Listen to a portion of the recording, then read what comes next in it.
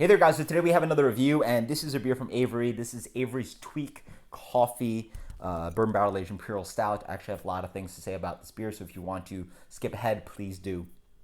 First thing about this beer is that it comes in at 14 to 15 retail dollars for retail for 12-ounce bottles. So it's actually really pricey for bourbon barrel aged stouts, which is unfortunate. Other thing about this beer is that it comes in at 17.5%, which is really high. Your bourbon barrel aged stouts will range from 10 to 15%. This one's 17.5. Reason behind that is that they want to create a higher alcohol environment for their barrel aged beers to avoid infection. So that's why you get these really high alcohol beers from Avery.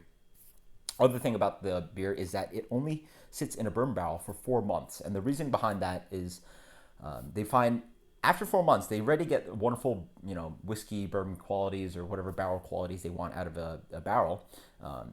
The issue is that after that you get a lot of oxygen ingress into the barrel, and the beer ends up being quite oxidized. So that's the reason behind their 4 month theory.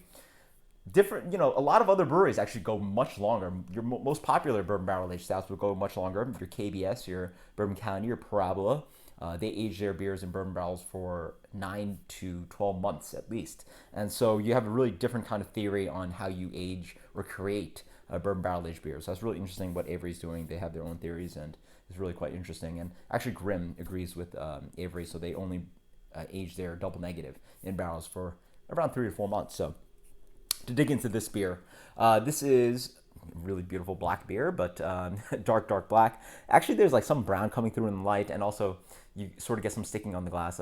Let's get the aroma on this.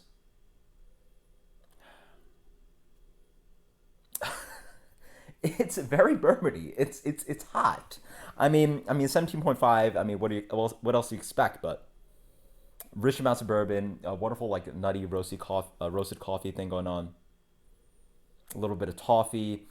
This wonderful kind of Werther's kind of caramels thing going on. Vanilla, oak. Just rich amounts of like bourbon covered in like coffee, liqueur, and chocolate going on. Cheers.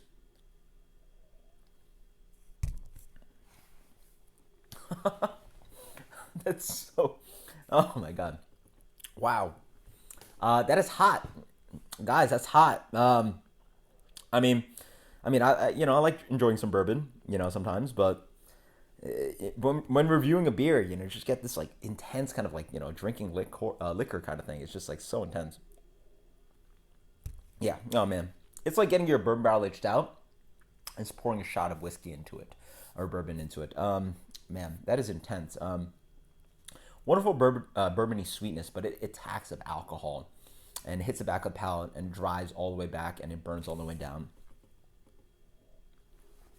Mouthfeel is medium to medium minus. Reminds you of Black Tuesday for that reason. Again, the alcohol just attacks the palate. Not as syrupy sweet as Black Tuesday, but it really has that kind of intensity of alcohol and that thinness of mouthfeel. But up front, wonderful coffee flavors. A nutty, roasty coffee kind of note. Rich amounts of like chocolate, more of this like burnt caramel kind of thing, lingering sweetness, oak on the finish, drying, a little bit this kind of toasted kind of note, a little bit of Maillard reaction. Wonderful sweet notes. It's very desserty. It actually reminds me of something like a weird thing that you create with like coffee liqueur, almond liqueur, amaretto, bourbon, and a little bit of like melted chocolate. I don't know. It just has that weird kind of intense sweetness and just intense liquor kind of note. So you just get all those like, bartender liquors and just pour them in there. As for rating, very unique. Wonderful sipper, but a little intense for me. I wish it was more cohesive, but still delicious. I'm just giving style points for just being like so different and intense in flavor. 96 plus. 96 plus for Avery's Tweak. The flavor profile is a lot better than that, but just that intensity and the burning is just so much. So let me know what you think. Until next time, guys. Cheers. Later. Hey there, guys. So we're back with actually a cuvee. I thought it'd be a cool idea to blend some 2015 KBS into this beer. So let's dig into this beer. Might be a bad idea. Let's dig in. Really nice. Really rich and malty. You get this really intensity from the KBS. Also the wonderful coffee flavor, but it's a little bit more, I would say, slightly more muddled, but really well blended. Rich amounts of chocolate, caramel, just wonderful sweetness, just wonderful intensity. The bourbon quality comes through. Just smells like a chocolate bar, bourbon chocolate bar in a glass. Cheers.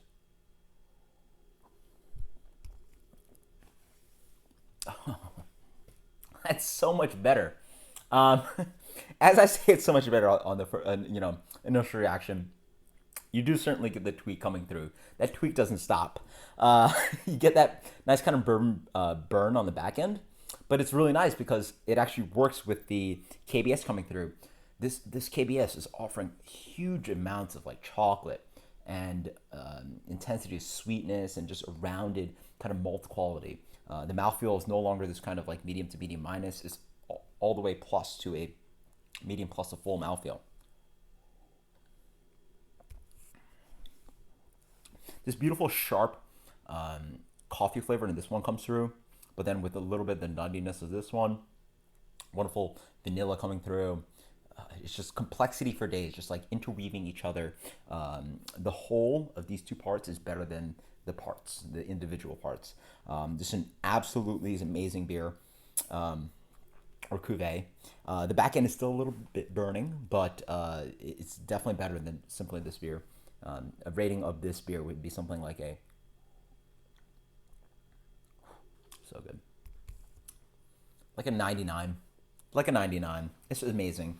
So again, cuvee your beers. Do something fun if you find the beers a little bit imbalanced, because I definitely am going to enjoy this glass better than just simply having some of this beer. So until next time, guys, cheers. Thank you so much. Later.